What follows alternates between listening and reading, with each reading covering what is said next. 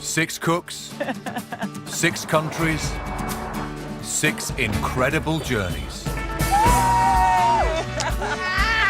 Stepping outside their comfort zones.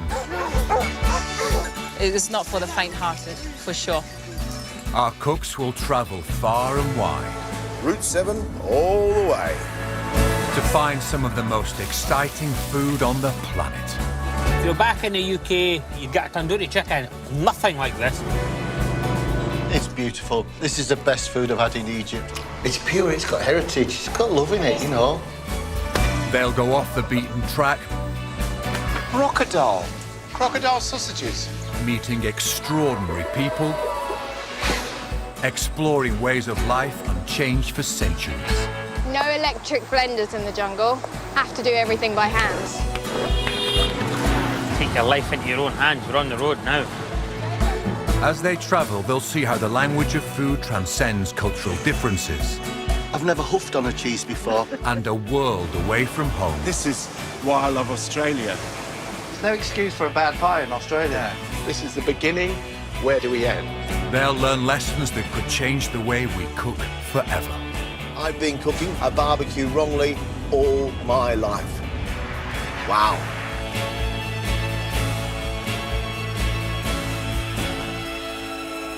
This time, cook and food writer Rachel Khoo travels to the country of her ancestors, Malaysia. Oh my goodness, that's my dad! She'll discover how a country at the heart of Southeast Asia became such a culinary melting pot. There seems to be food for everyone here. She'll find out how different cultures have made their mark on the food This is at another level. and learn secrets about her own family's past. My ancestors could have been drug dealers.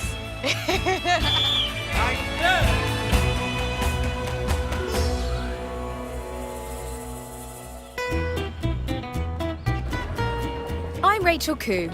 I grew up in Croydon, but moved to Paris in my 20s, where I trained as a pastry chef. Then in my studio flat, I set up the city's tiniest restaurant, which became known as the Little Paris Kitchen. I had the perfect recipe to recreate that Parisian patisserie experience at home. I'm known for my French cooking, but I am in fact half Malaysian. I know surprisingly little about that part of my heritage, but that's about to change. I'm travelling 6,500 miles to the Malaysian capital, Kuala Lumpur, on what I hope will be a real journey of discovery.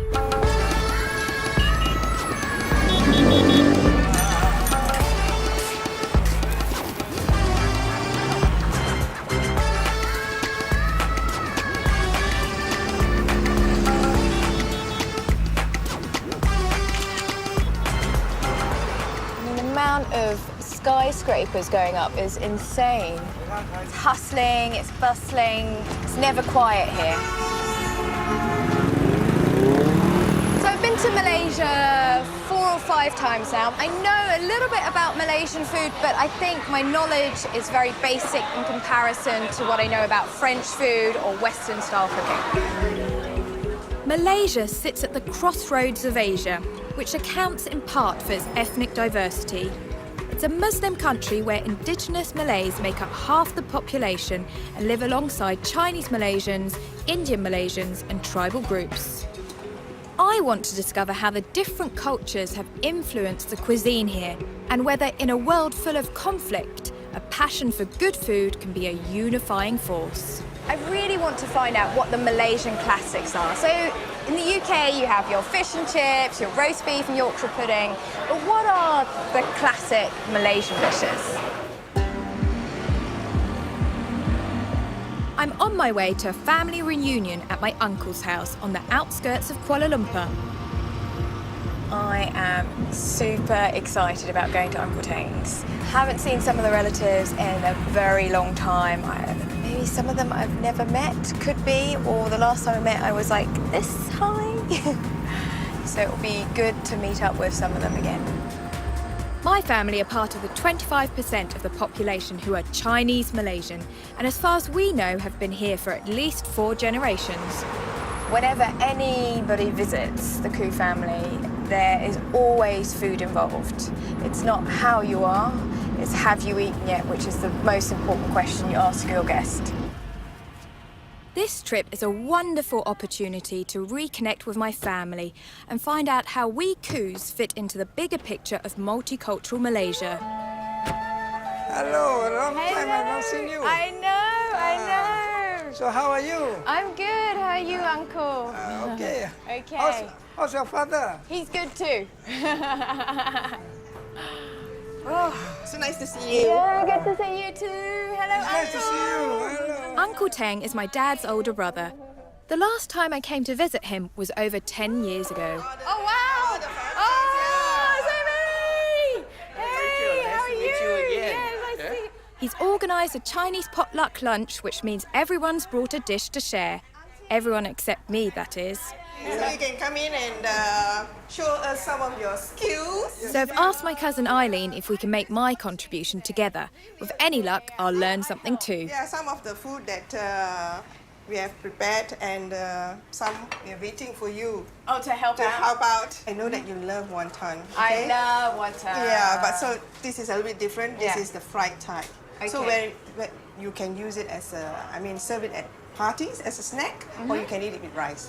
Oh, fantastic. Yeah, so this is a very Malaysian Chinese dish.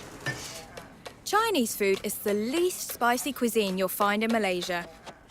This wonton filling is just a mix of pork mince, prawns and spring onions. You still cook Malaysian food? I don't cook that much Malaysian food, actually. No.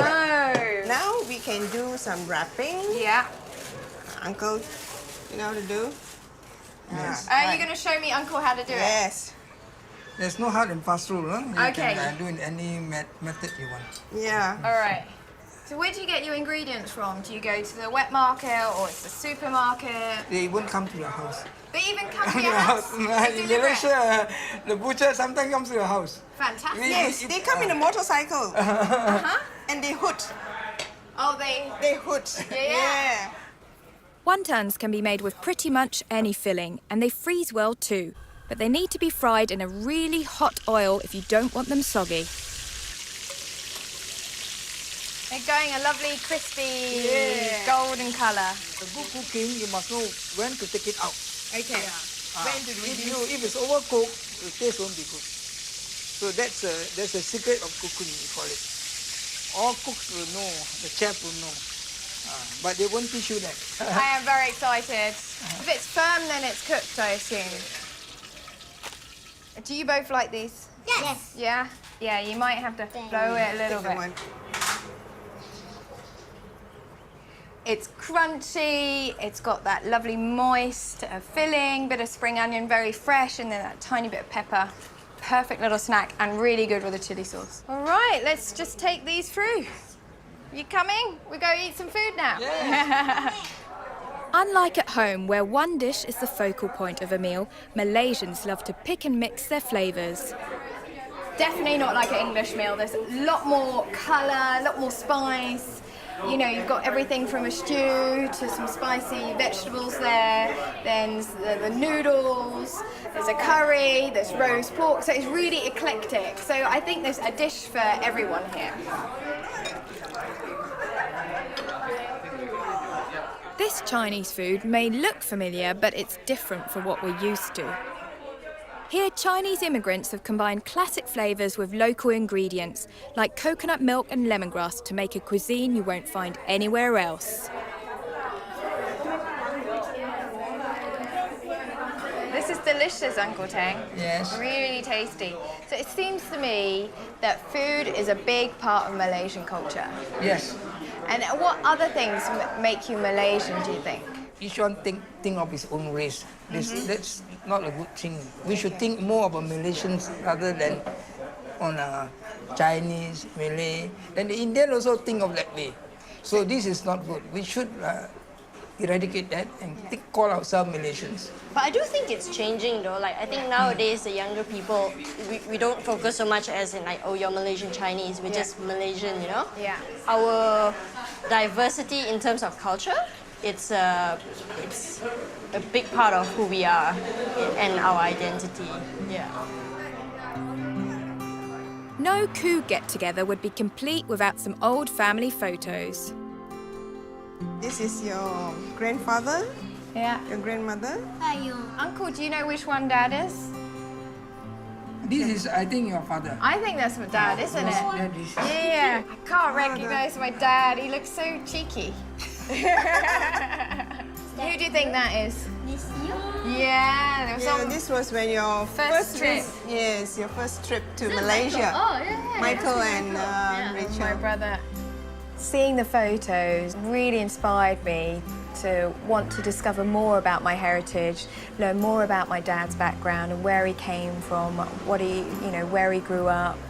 Yeah, it's a real personal journey for me.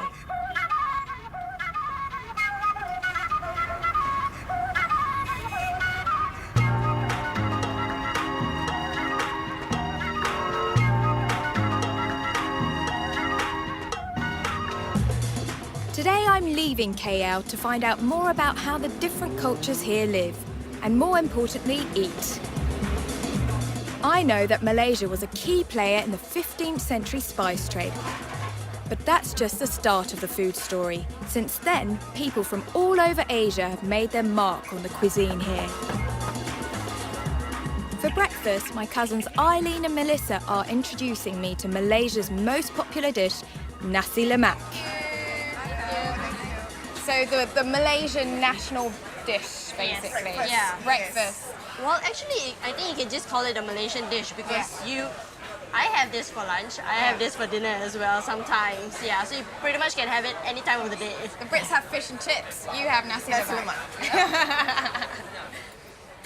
It's coconut rice, cucumber, peanuts, anchovies, a boiled egg and a spicy relish, or sambal. It's quite spicy. This one's quite spicy. I can feel the heat. It's very flavoursome. You get the saltiness from the anchovies, but then you've got like these chilies and like, woo! Because of the sambal that's added to the anchovies that makes a difference to the taste of this. This sambal is made with a fermented shrimp paste called belacan. Belacan is actually a very common paste that you use in all kinds of sambal cooking. Is it a bit like how the Thais have their fish sauce, the Malays have their belacan? Yes, yeah. What I love about Malaysian food is there's such a variety. You can see it a bit on the table with the nasi lemak, it's very Malaysian. This feels quite Chinese, I think, with the spring rolls. The reason why is because in Malaysia we have got different mixed group. So the Malays, their food will have more sambal into it, like the nasi lemak here. Whereas the Chinese, they use lesser spice, like the crispy popiah, and they like to have their food fried and crispy. Hopefully, on my journey around Malaysia, I'll discover more about the different ethnic groups, the different types of food which each group has. Everything in Malaysia tastes really good. Like, this is just the tip of the iceberg. There's so much more to try, and I think you're really going to enjoy it. I think I'll be rolling from one place to another. I already need to wear my elasticated pants.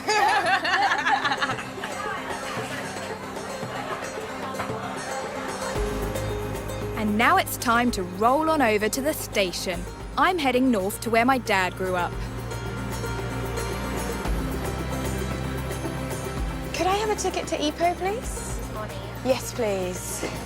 So I got a bit of a bargain here. It was like £7 for a ticket to Ipoh, and that's about 2.5 hours journey. So I don't think you'd get very far in the UK with £7. Ipoh is 2 hours north of Kuala Lumpur and it's Malaysia's third largest city.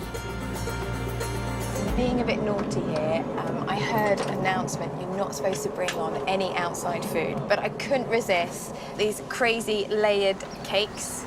This is something I know from my childhood. It's something I had a lot when I visited my granny in Ipoh, so it's quite fitting that I'm on the train to Ipoh and having like a little layer cake. Apparently, the local way to eat it is to pour off the individual layers like this. It has like a little bit of a rice flavour, a bit of coconut. It's not very sweet, which is unusual because a lot of Asian desserts are very sweet. It's really nice. I like it. It's a bit odd. I mean, the pink one is a bit A bit crazy coloured for me, but it's very tasty.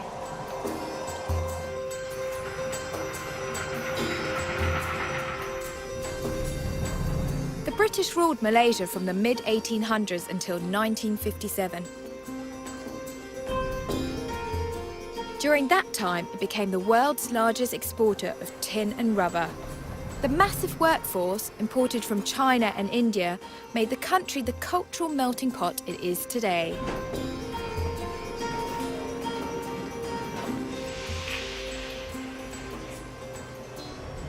Feels like I've definitely arrived to this sleepier town. It's a lot quieter, less people getting off the train. It's not got the hustle and bustle of KL.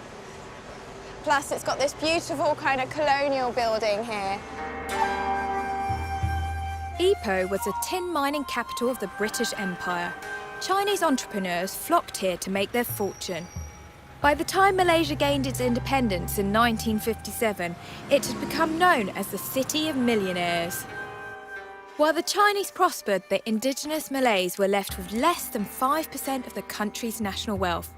Resentment grew, and in 1969, Malaysia erupted in weeks of bloody violence. Hundreds of people died before the authorities got things under control. To avoid further violence, the government introduced a new economic policy designed to pull the Malays out of poverty and restore economic balance. My dad grew up here in Ipoh and left Malaysia when he was just 16, a year before the riots. The school he went to was built for the sons of wealthy Chinese businessmen, but today it's open to everyone. I want to see how things have changed since my dad was a pupil here, and as it's lunchtime, I'm starting in the canteen. I can see it's not just Chinese kids here now, and everyone's tucking in because the food looks incredible. It's all very tasty, it smells amazing. This is definitely what I had for school lunch. No excuse for skipping lunch here. There's something for everyone. Malay classics like beef rendang and sambal, Chinese noodle soups and sweet and sour chicken, and Indian curries and rotis. So do all the kids eat this food? Most of the Chinese kids and the Malay kids. Mostly Chinese and Malay kids? Yeah, because Indians most probably they are eating this every day at home, right? Okay. So they want something different. In Malaysia, most of the kids, they are very used of eating all other foods. There's no particular food based on the race.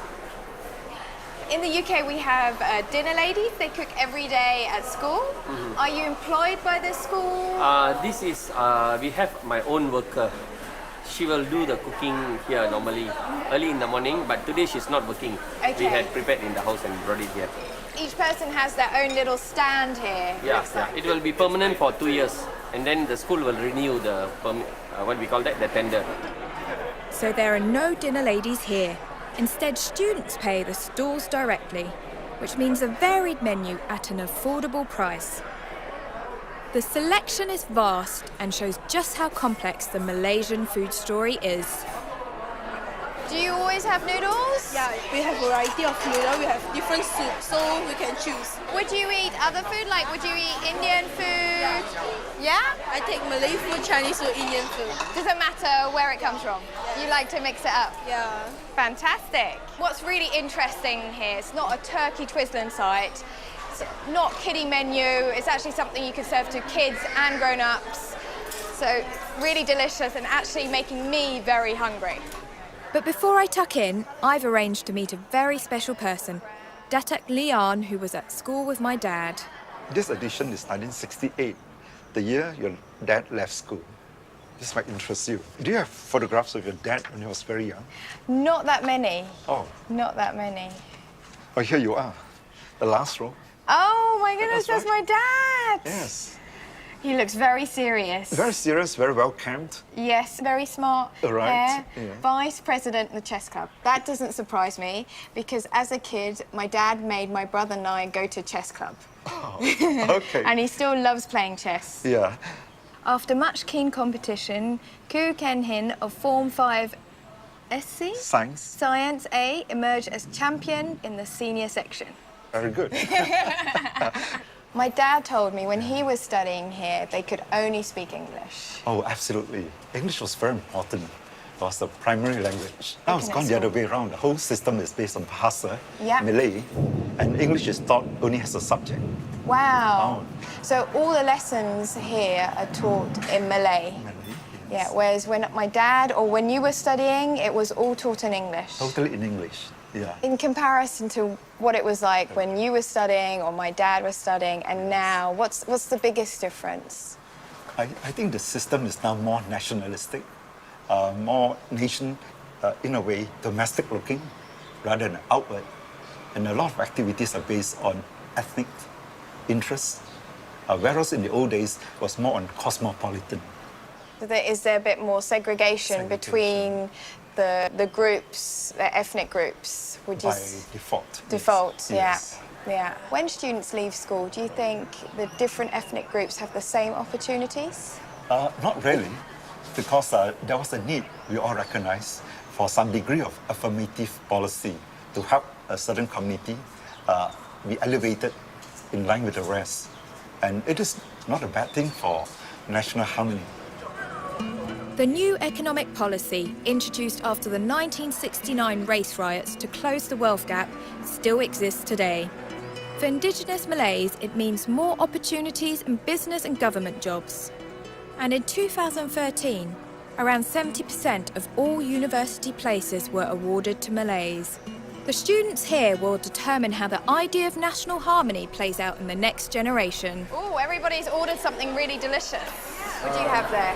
This is called bihun curry. It has wonton in it. And you also have... This is a curry chicken and these are vegetables, cooked by Malay. So at school, everybody mixes with everybody else? You don't kind of group up in any way? There are some group ups, but normally we used to get together like Malay, Chinese, Indian, and everyone. Have to share the same equality to everyone. It's like one Malaysia. It's like that. Ethnic is still in us, but I think we kind of treat everyone the same. I mean, we all can be friends with all the races, and we can hang out normally like we're all the same person. It's easy for us to be friends with everybody without any discrimination among one another. Do your parents ask you who you're hanging out? Would they prefer you to hang out with people from the same ethnic background? My mother gives me freedom to hang out whoever I want, as long as I don't do drugs and I don't drink. That's very wise. That's very wise. Do you think they would prefer you dating and then eventually marrying someone who was from the same background as you? I think yes. My parents is a little bit conservative, so I think that they might do that. It was interesting when I was chatting to the kids. They were very kind of open. They said everybody mixes together. But the corner of my eye, I did catch, you know, the Indians sitting together, the Chinese sitting together, the Malays sitting together. One way they say they mingle, but in reality, I don't think it's quite like that.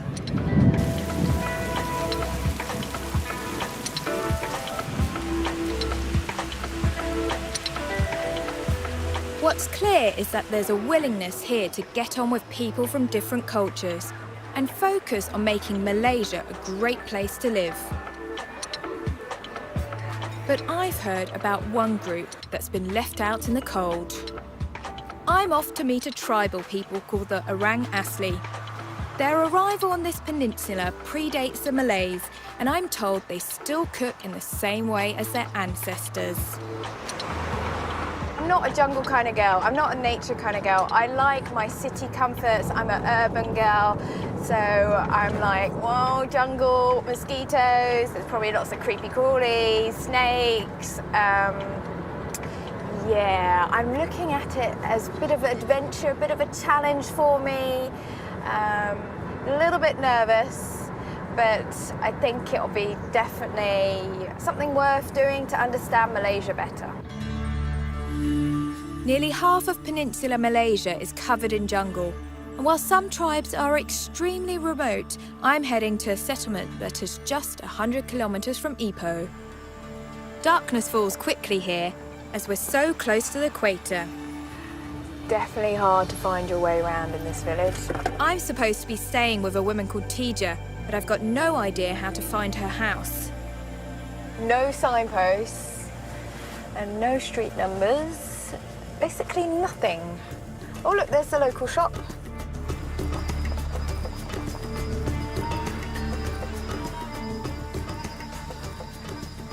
Hello? Tija's house? Tija? That way? Okay, thank you. Definitely hear you're in the jungle. The noise is just amazing. All the insects and birds and I don't know what. Hi, TJ? TJ? Tija? Tija? Okay, thank you, thank you. Of course, it would help if I could pronounce Tija's name properly. Tija? Hello?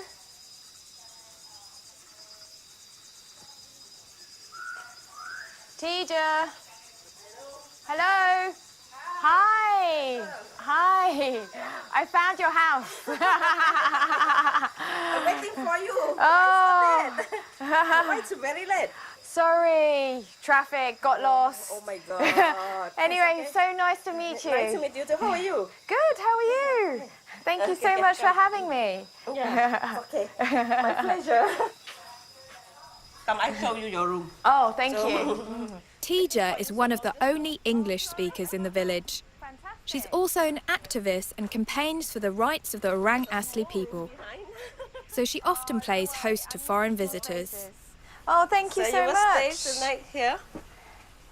Perfect.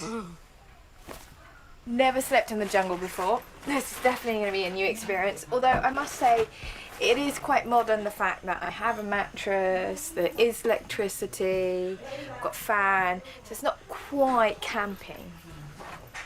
I'm quite happy about that because I'm not very good at camping. Actually, I don't do camping. No? Yes? Bathroom? Very typical kind of Malaysian bathroom. I remember using this system when I was a kid at my granny's. You just simply scoop up the water and chuck it over you. Very refreshing.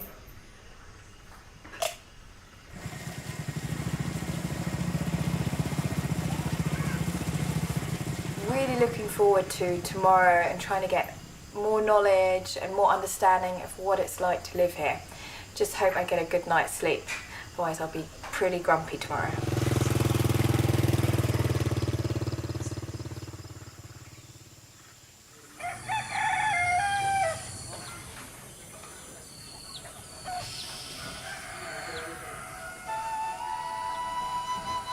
Orang Asli translates as original people, and according to Tija, for the roughly 100,000 population, their traditional way of life is under threat.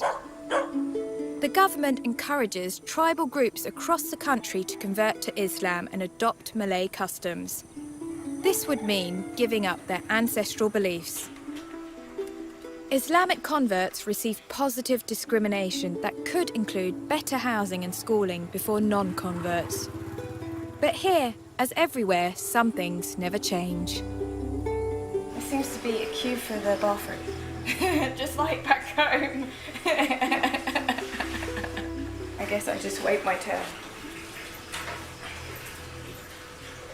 How your sleep last night? When you're not used to the jungle noises and just used to the city noises, it takes some getting used to. Oh, you have a very noisy cockerel. Yeah. You don't need an alarm clock. Ah, yes. Early morning, right? Early morning wakes you up. At 3 a.m. they start.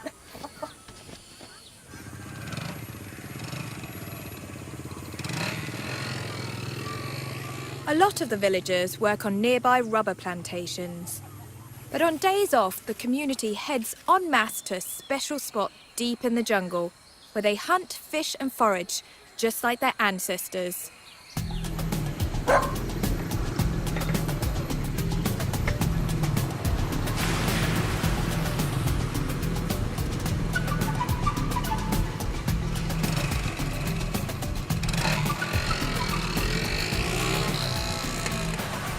tribe is preparing a traditional feast, and it's not just for my benefit.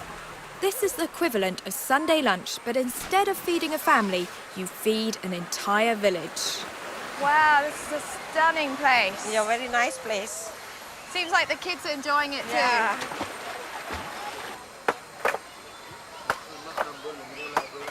There are lots of different dishes being prepared, from freshly caught fish to jungle beans and tapioca root. But there's one classic tribal recipe Tija wants to show me. So this is one of our dishes for lunch. They will cook the chicken using the bamboo. So they will put the chicken in the bamboo and they will put some herbs inside. This is lemongrass, no? Yes, lemongrass. We call serai. And what's this one? Buah kulit. Smells like onion. Yeah, jungle onion maybe. These are all herbs you find in the jungle? Yes, can find around side of the river. Is it easy to identify? Yes, because we practice already from our ancestors. Like today, from a very early age, we already follow our parents to the jungle. So they always teach us what leaf can eat, what leaf cannot eat, what plant that it make poison, which plant is good for health. Passing down knowledge from one generation to the next is important to the Rang Asli. And nearly everything at this feast has been foraged from the jungle or fish from the river. Before we have no pot, so our ancestors, they always use the bamboo. That's why our community, our grandparents, they always said, you go to town, you need money, but you go to the jungle, you just need knife. Ah, what a good saying. Yes. The bamboo tubes go straight on the fire for about 30 minutes. The natural water content of the bamboo steams the meat and stops it burning. This simple way of cooking dates back thousands of years. Today, chicken and fish are on the menu, but it's often squirrel or wild boar, all hunted from the forest. So typical. No matter where you are in the world, the men are manning the barbecue and the women are doing the veg. And I'm put to work making a sambal, that spicy relish I had with my cousins in KL. But this one's very different. This is hard work. No electric blenders in the jungle. Have to do everything by hand. As with all sambal, the key ingredient is chili. And we're making two versions, the first one with ginger flower. Oh, okay, I'm that good. You take over now. All right. Obviously says a lot. I'm too slow. And the second is with pureed durian, known as the king of fruits. Enough? More? More. Durian has a fearsome reputation because of its strong smell, which is said to be like rotting meat or even sewage. I would compare durian to a very pungent cheese, like one of those French cheeses which you have to put in several containers because it will make your fridge smell a little bit stronger. I look forward to eating this. Looks tasty, yeah. All right, well, I'll go do the washing up. I'm good at that.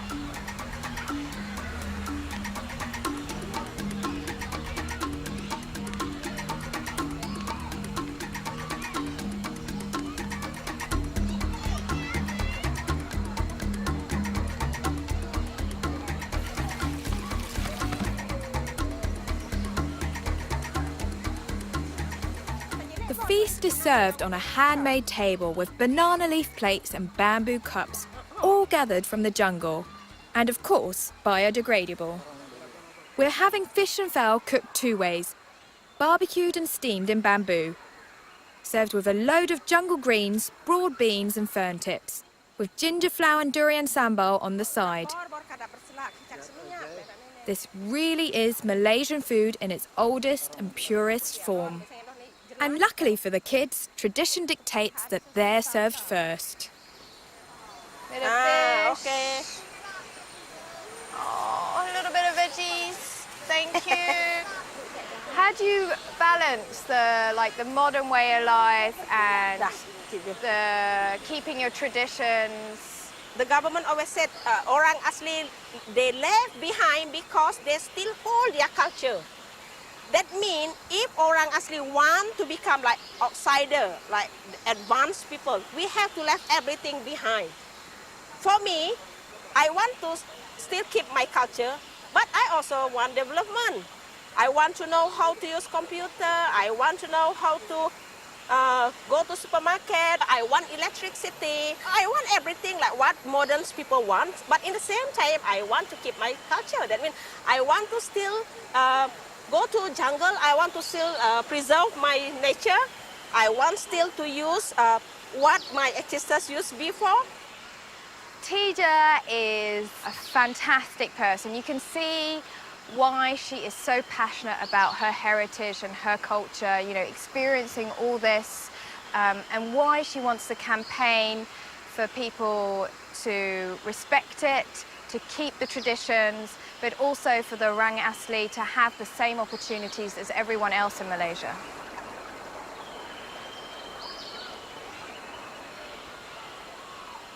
I think my favorite, well, it's all very delicious. But the durian sambal, the chili with the durian is very good. I love that. It just adds a little bit of a sweet note and makes it very creamy. And you can dip everything in there. It's a bit like having ketchup. The bamboo chicken, I don't know whether it tastes of bamboo or not, because all I taste right now is like the spicy chili from the sambal. That means the sambal kill everything taste already. Well, cheers. Thank you so much for having me. Okay, my pleasure. Thank you also because you want to come and make a shooting here. Oh, it's fantastic. This kind of experience is priceless. You can't buy this. Coming to the jungle, to this secluded spot, you know, with this crystal clear water and, taking food from the jungle. Then everything goes back to the forest. It's biodegradable. You couldn't get more sustainable than this. Before I leave, the village headman is determined to see if I can shoot his blowpipe. What am I shooting at? Straight. I think I'll stick to the day job. Well, practice makes perfect, huh? Okay, wait. Okay, done.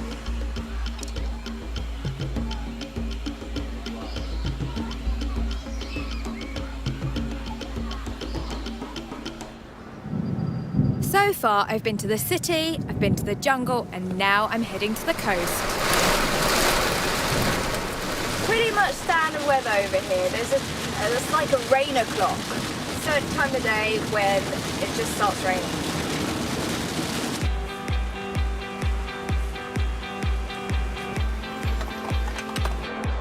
Pulled off the highway. It's this massive food court. There's loads to choose from. This smells amazing. The aromas, and look, all the different curries here. It's not like your average motorway stop you have in the UK. You know, there's so many different stands, different foods, and it's good quality food. There seems to be lots of people enjoying it as well. They've got deep fried lobster. 45 ringgit. It's £9 for a deep fried lobster. That's absolutely insane. Thank you. Something funny here. Look at this. Kickapoo Joy Juice. Citrus flavoured carbonated drink. Get that kick. Okay, I'm going to get that kick. Quite funny, they have all these soured fruits. This one is dry lemon. Dried, and people eat it like that? Yes. When dry, they will activate when it's the sour fruit. Okay, so this is like a little wake-up call when you're driving? Yes, exactly. You pop one in, you're like, whoop! I will get these 3 things. My next destination is Georgetown on Penang Island off Malaysia's west coast. I'm driving more than 200 miles north where I'll pick up the ferry.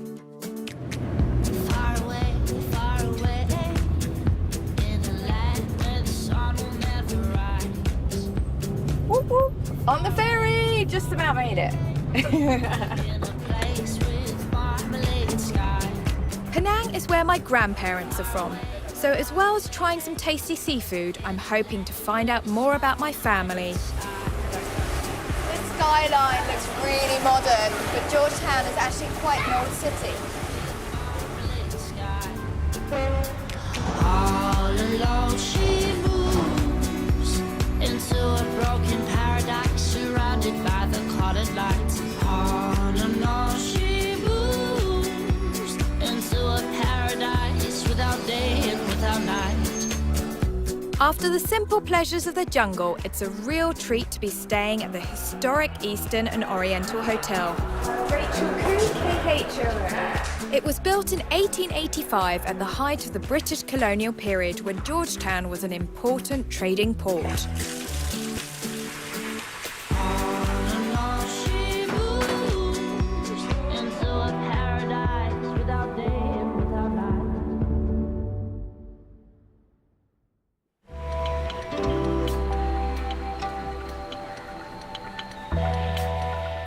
Have to come and look at this view. It's just absolutely stunning. I mean, waking up to this, look at that. And the sound of the sea, the lapping waves. Oh, what a contrast to the jungle. You couldn't get more extreme. Georgetown was founded by the British in 1786.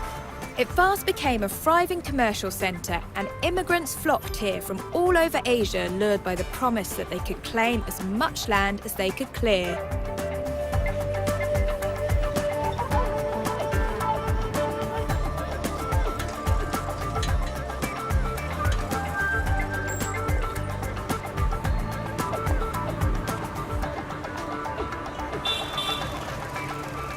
I'm here to find out more about my family's history.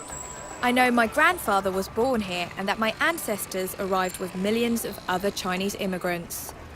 Apparently, the Khoos were a powerful clan who built a temple that still stands today.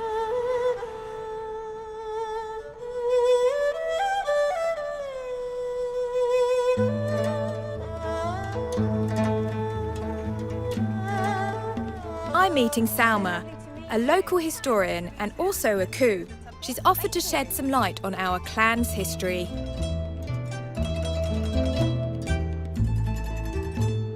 Can you tell me a little bit more about the history of this temple? The clan grew quite wealthy, and then they brought the artisans from China, from Changchu. That's where the Khoos are from. This is considered one of the most splendid temples, Chinese temples of its time, outside of China. The Khoon clan must have been very wealthy. Yeah, they were actually leaders of a secret society, which is based just around the corner. It's not so secret if you know it's based around the corner. It was actually an alliance with several other clans. They started plantations, they invested in tin mining. At that time, one of the biggest businesses was opium. At that time, it was perfectly legal. Okay. And in fact, half the revenue of the British trade settlements until, I think, around 1910 came from opium. So my ancestors could have been drug dealers. That's a possibility. I mean, I'm not saying that all the Khoos were involved in the opium trade, just a few of them. You mentioned secret society, opium, trades. It sounds a little bit like the Khoo clan were the mafia in this area. You know, mafia is a very subjective term, but in a frontier society, you need that sort of social organization. You know, it was a kind of a self-government almost, when the government wasn't providing enough protection.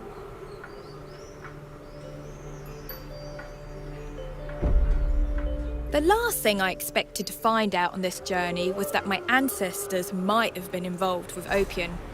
I think us Khoos have come a long way since then.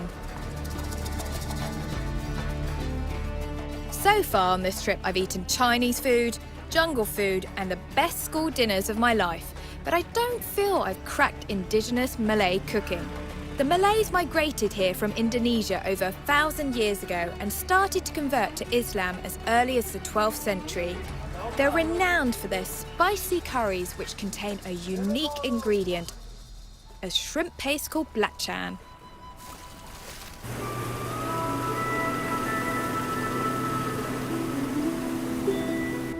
I'm heading to a Malay village to meet Rahim. a fisherman who still makes belacan by hand in the traditional way.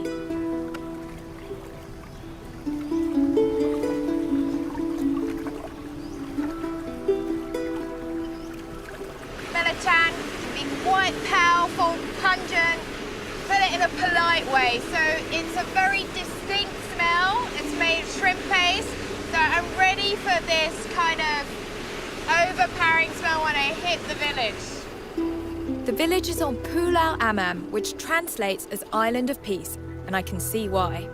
There's not a road or car in sight, and I don't need directions. I just need to follow my nose. So I can already smell the aroma from the belacan. This sounds good. Is this fresh? Yes, fresh.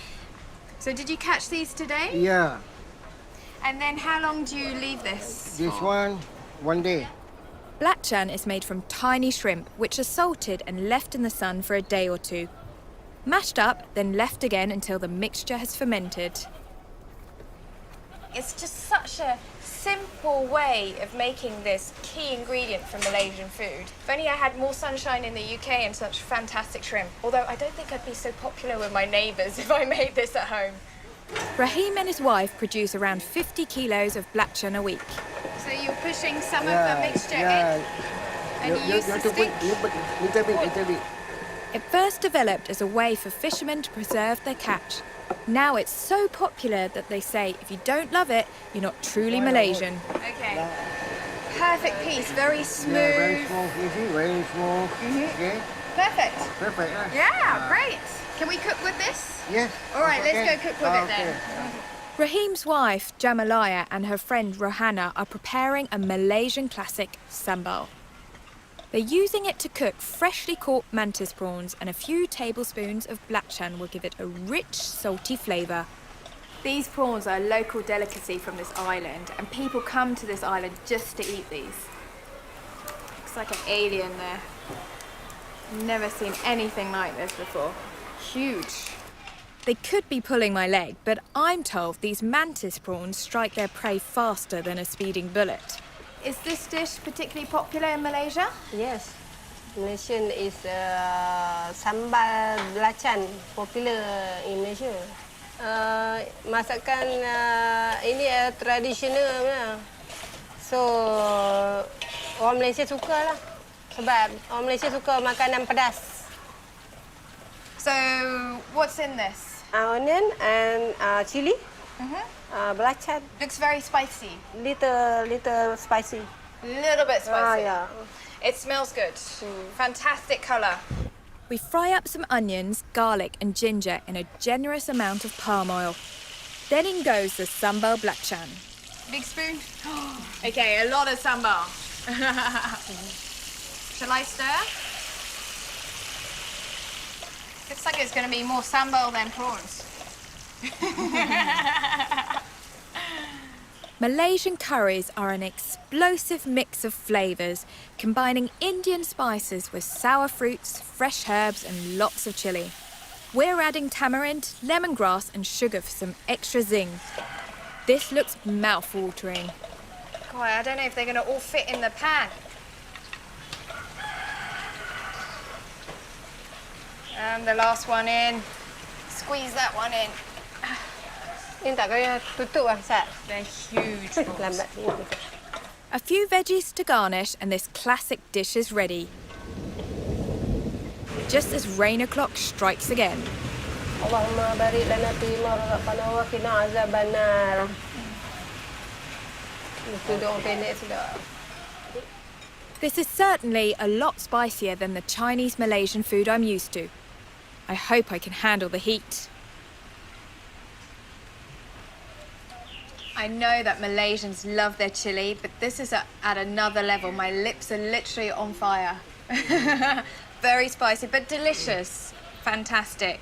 And this prawn is really meaty, a bit like a lobster, very juicy, quite sweet. No wonder people come to this island just to eat these. Delicious. Belacan seems to be the key component to Malaysian cooking. It's put into almost everything, and you can see why, because it adds a savoury, aromatic flavour to dishes. which for me, it's like the Thais have fish sauce, the Malays have belacan. It's delicious, thank you so much.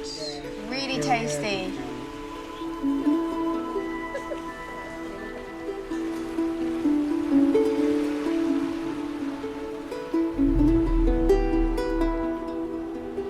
I remember these monkeys from one of my visits in Malaysia, and they can get a little bit cheeky and steal things, get too friendly, so it's best not to feed them.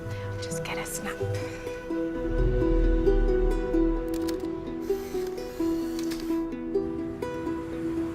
My Malaysia trip is coming to an end, but it's Saturday night, and here, as at home, that means a girls' night out.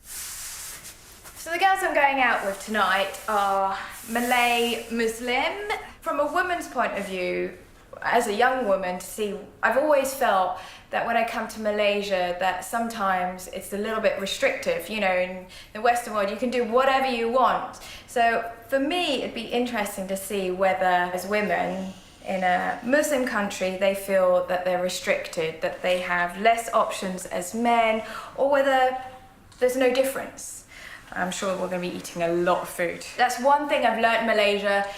If you go out for dinner or you're invited around to somebody's house, there is always a lot of food. Wear your elasticated pants. That's the one tip I give you. Come to Malaysia, wear your elasticated pants.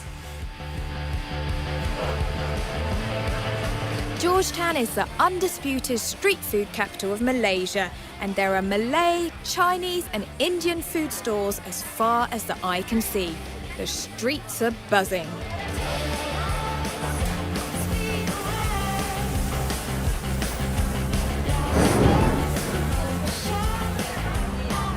I'm meeting Siti and her friends who are going to help me navigate this culinary melting pot. There seems to be food for everyone here. Yes, any food you want. Would you, as a Malay Muslim, be able to eat this food? Well, it depends. Muslim can eat something that's slaughtered according to Islamic law, like beef or chicken or anything like that. And then we can eat anything. If you slaughtered it, we can eat anything, like seafood, something, or vegetables. Fish, you know, fruits. Just slaughtered according to Islamic way, that's it. And no alcohol. No alcohol. The girls are taking me to one of their favourite spots, well off the tourist trail.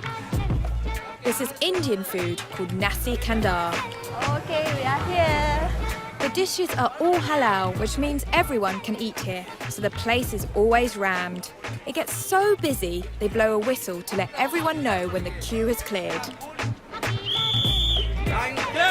It's known for its array of curries, frothy pulled tea and roti canai, a fluffy flatbread. And before we eat, the girls want a demonstration of my cooking skills. This could be an absolute disaster. Okay. Oh, good. Yeah, am I doing all right? Okay. No! This is definitely harder than it looks. He makes it look so simple. Okay. Oh my goodness. You know what? If I had to make roti canai, people would be waiting till midnight. I think I should stick to French pastries. Unlike the Indian food we have back home, the sauces here are more like a thin gravy, perfect for dunking bread. And we've ordered everything from mutton to squid to the house special, fish head curry. It's not a small fish head, huh? This is a big fish head. Yes. The fish is red snapper. It's got a huge amount of meat on it, and the cheeks are meant to be the best part. Flakes. Yes. So delicious, and it doesn't look dry at all. Nasi kandar, we mix all the gravy together. Do you? Yes, that's how we eat it. Oh, so you mix it all together? Yes. You don't eat it separately? Yes. Because this dish, the squid, is a lot spicier than the mutton one. Yes. So you can adjust the spiciness to your liking. Yes. So that's why you mix all up. That's especially with Iskandar as well. As this food is halal, it can be eaten by all the different ethnic groups. Aisha is Chinese Malaysian but converted to Islam when she married a Malay. How was it for you when you converted? I just start step by step so in order to maintain it in long term instead of like just everything I just take up them, but I'm worried that I can't take it for long term, maintain it for long term. So you didn't go in the deep end? Yeah, I just slowly One step at a time. Yeah, so for yeah. instance, like in Chinese culture, you can eat pork. Before I already stopped eating pork and slowly changed to vegetarian. Then from there I start to change. So what was it like when you put the hijab on for the first time? Actually, when I first wear my hijab, I was just wearing the very simple headdress. You just like pull it in without pin here or turn there. I've noticed that there are different ways of putting it on. Some people have like big part at the back. I don't know how they do that. You've got diamantes. Yeah, we can use any color or anything fashion that you like, but the guideline is in the Quran where the God sent us and told us how to wear the hijab. You have to cover everything below bottom at the front, and then everything except face and hand. That's it. Yeah. So any color you want to choose, all right. Now I'm wearing a hijab and close everything. I mean that I was special for only my husband, not for the others to look around. Shouldn't the man have to wear the same? Because he should be special too for his wife. They have. They have also hijab as well, but from navel until knee. That's their hijab. Do you feel like in Malaysia as a woman you have the freedom to do anything you want to? Yes, in terms of, in academic level, even our opportunity to get the same career level. Even, I am actually a graduate from the overseas, from Japan, and she is doing her PhD right now. So, no restricted for us.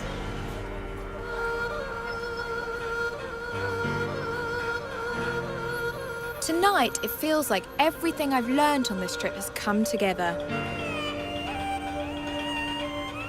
When I arrived, I felt like a fish out of water. But I've met so many wonderful people that I've fallen in love with Malaysia all over again. And I feel a lot more at home here.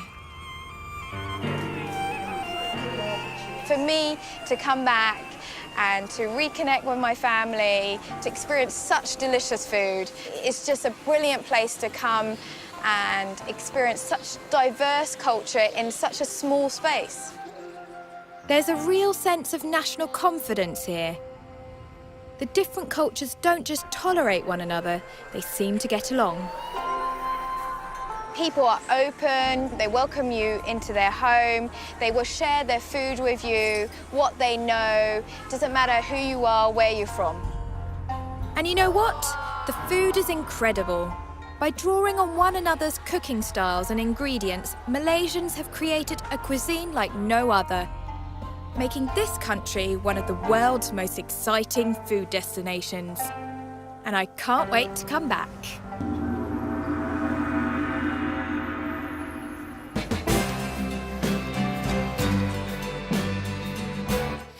Well, there's a monster moth trapped in the kitchen, which happens to eat plants. Be afraid. House of Fools next on BBC Two, while our heroes are trapped in hostile territory. Head to BBC Three for a brand new series of Bluestone 4-2.